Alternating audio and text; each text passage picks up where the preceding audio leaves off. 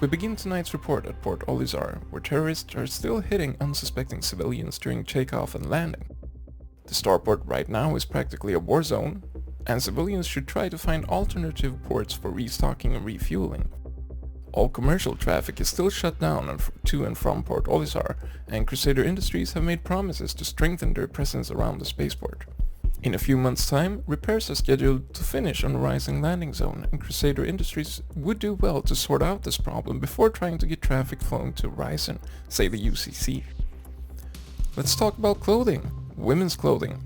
Ever since Kasaba Outlet established themselves as the sole supplier of in-atmo civilian fashion, women's sizes have constantly been high in demand but low in supply.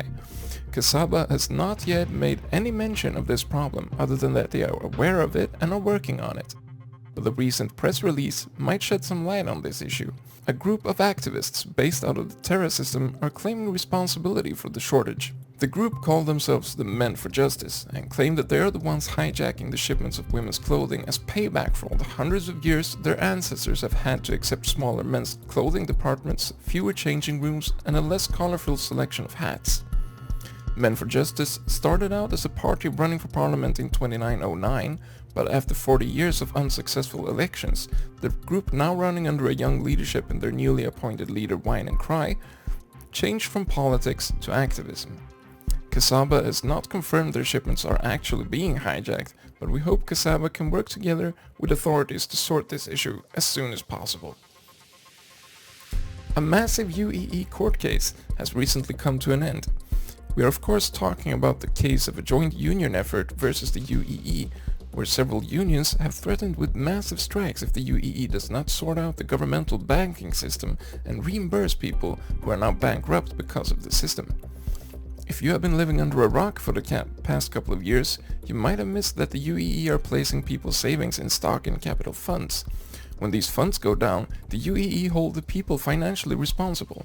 Overnight, ordinary people has and can lose all savings and value to their accounts. Usually, these crashes also affect otherwise bustling trade centers as well as ATM machines, which have now been off for several weeks.